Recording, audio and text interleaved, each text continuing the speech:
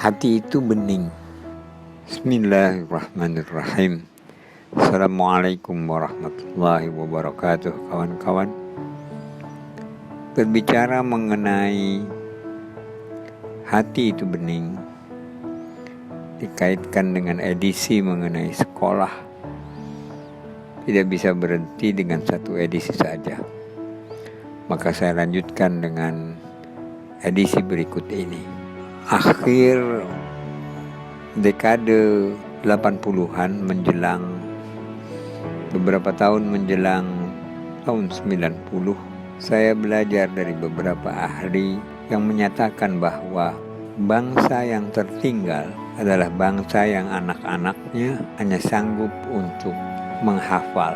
Jadi pandangan para ahli ini menyatakan bahwa anak-anak yang ada di sana adalah anak-anak yang barangkali terbiasa untuk membaca, tapi bacaan yang dipunyainya adalah bacaan yang cukup dihafal sampai di dalam memori hafalannya, namun tidak melangkah, tidak bergerak menuju sesuatu yang menyangkut pemahaman. Dan kalau dia harus diuji, maka tinggal dicek saja hafalannya. Jadi pertanyaan nomor 1 jawabannya A, pertanyaan nomor 2 jawabannya C, pertanyaan nomor 3 jawabannya B. Titik, selesai. Dan begitu dia selesai dan dia kemudian menjadi orang yang sanggup membaca dan kemudian berkesanggupan untuk mengulang bacaannya dalam ujian atau ulangan atau latihan yang diberikan kepadanya sebagai pengujian atas kesanggupan yang bersangkutan untuk membaca. Saya sempat terkesima karena pada waktu itu saya sudah mau jadi sarjana, dan sampai saat saya menjelang menjadi sarjana, kesanggupan saya hanya terletak pada kesanggupan mengulang bacaan yang saya punya. Saya pun kemudian menyimak lebih lanjut komentar si ahli ini. Ahli ini mengatakan bahwa bangsa yang kemudian menggeliat, baru mau mulai menggeliat, tapi sudah menggeliat dari titik semula tadi, itulah bangsa yang kemudian sanggup untuk mendapatkan pertanyaan dan jawaban atas pertanyaan tersebut. Jadi kalau dalam bahasa esai sebagai suatu ujian, dia akan ditanya tanpa diberi multiple choice, tapi kemudian dia berkesanggupan untuk memberikan jawaban. Dan jawaban itu adalah sesuai dengan apa yang diterima sebelumnya, yang dipikirkannya, dan kemudian dijadikan patokan untuk jawaban atas pertanyaan yang diajukan. Saya sedikit bergembira karena kemudian itu merupakan bagian dari apa yang saya lewati setelah memasuki perguruan tinggi. Dengan kata lain, paling tidak saya berada di tengah-tengah bangsa yang sedang menggeliat tersebut.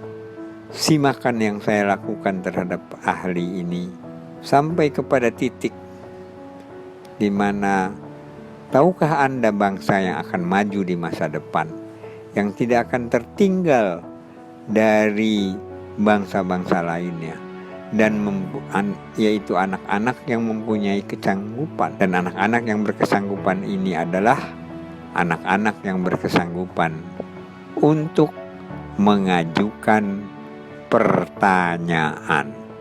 Jadi dengan gambaran yang terungkap tadi dapat disimpulkan, apabila anak-anak kita adalah anak-anak yang mendapatkan pertanyaan multiple choice dan bisa menjawab dengan benar, maka dia berada di dalam generasi yang kebetulan generasi tertinggal. Artinya banyak hal yang lain yang masih harus ditelusuri dalam sekolahnya, dan apabila sekolahnya hanya sampai kepada titik tersebut, maka diperkirakan bangsa itu akan menjadi bangsa yang tertinggal 20 tahun yang akan datang. Itu akhir tahun 80-an, artinya tahun 2000 ini kita menjadi bangsa tertinggal. Sedangkan anak-anak yang bisa memberikan jawaban atas pertanyaan yang diajukan secara terbuka, yang lalu kemudian dia pelajari pertanyaan itu untuk kemudian dia berikan jawaban, kemungkinan besar bangsa itu adalah bangsa di mana anak-anak tersebut sedang menggeliat untuk maju, tapi belum maju. Barulah kemudian bangsa di mana anak-anak itu berada menjadi bangsa yang kemudian berkemajuan di masa depan sesudah tahun 2000. Ini saya ngomongin di masa sebelumnya nih, tahun 80-an. Itulah bangsa yang kemudian ternyata bisa mengajukan pertanyaan tanpa si guru menstimulirnya dengan pertanyaan lagi. Sehingga setiap hal yang dijumpainya menjadi sebuah pertanyaan, dan buah pertanyaan ini akan menjadi pertanyaan berikutnya ketika dijawab, sampai kemudian dia menemukan satu jawaban sementara, untuk kemudian jawaban sementara ini bergulir lagi menjadi sesuatu yang kemudian dia bisa pahami dengan baik. Wow, kita masih menjadi bangsa yang baru menggeliat, dan anak-anak kita belum berada dalam kepastian masa depan. Jadi lalu sekolah seperti apa yang kemudian memberikan kesempatan kepada Barack Obama? Sekolah seperti apa yang membuat Jack Ma kemudian menjadi raksasa luar biasa di dunia ini? Sekolah seperti apa yang kemudian dicita-citakan oleh Ki Hajar Dewantoro? Para ahli lalu sepakat, dan sampai saat ini saya belum menemukan jawaban lebih lanjut, bahwa anak-anak yang berada dalam bangsa yang besar, sedang melangkah menuju bangsa yang besar minimal, adalah anak-anak yang di dalam sekolahnya selalu diberi kesempatan bertanya, dan pertanyaannya menimbulkan pertanyaan berikutnya, dan setiap pertanyaan memberikan makna tersendiri sehingga dia bisa mencoba memahami apa yang dipelajarinya. Dan tidak lagi penting nilai yang diperoleh dari sekolah. Yang penting adalah dia mendapatkan pemahaman atas jawaban pertanyaan yang dia ajukan, yang dia eksplorasi sendiri, yang dia kemudian menemukan jalan-jalan dan jalur-jalur di tengah hutan belantara ilmu pengetahuan dan karakter yang sedang dia bangun. Saya berdoa dengan 1000 harapan agar Pak Nadiem yang menjadi Mendikbud bisa mengawali segala sesuatunya dengan apa yang bagian paling akhir tadi sempat kita bahas.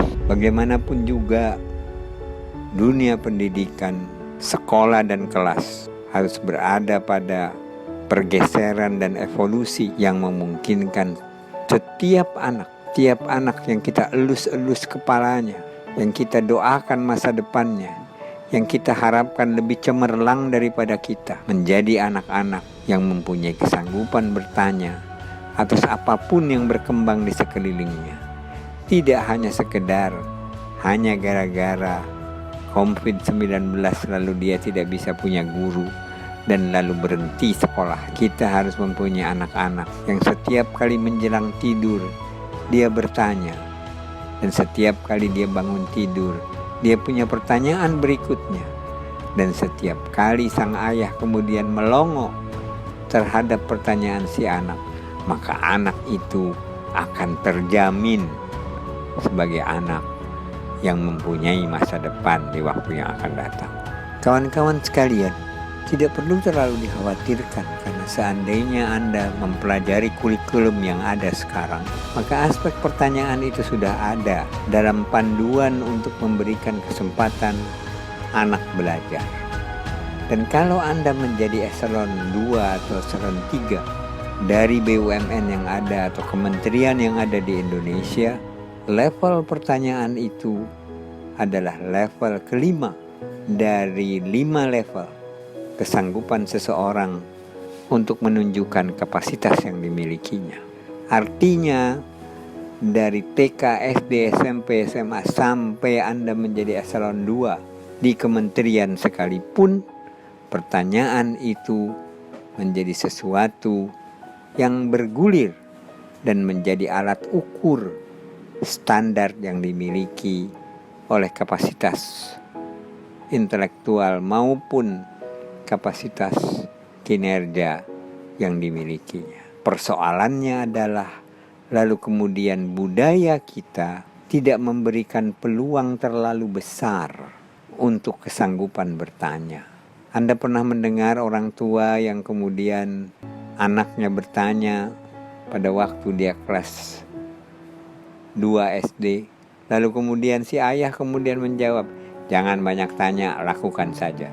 Begitu dia menjadi eselon 3, maka eselon 2 yang kemudian menjadi atasannya juga mengatakan, "Jangan banyak tanya, pokoknya kerjakan." Maka dari ujung bawah sampai ujung atas, kita berbudaya panduan berkoridor sempit, sesempit-sempitnya sampai orang tidak sanggup lagi untuk mengembangkan kreativitas yang dipunyainya. Pertanyaan berikutnya adalah, apakah kita akan membiarkan budaya ini berlangsung terus? Atau Anda mengharapkan anak-anak yang kita punyai menjadi anak-anak yang bermasa depan dan bangsa ini menjadi bangsa yang memiliki masa depan yang cerah? Semoga hati kita bening, semoga kita masih rada susah untuk melakukannya, tapi kita mencoba melakukan untuk perubahan itu, sehingga bangsa ini benar-benar bangsa yang besar dan hatinya bening. Amin, amin ya rabbal alamin.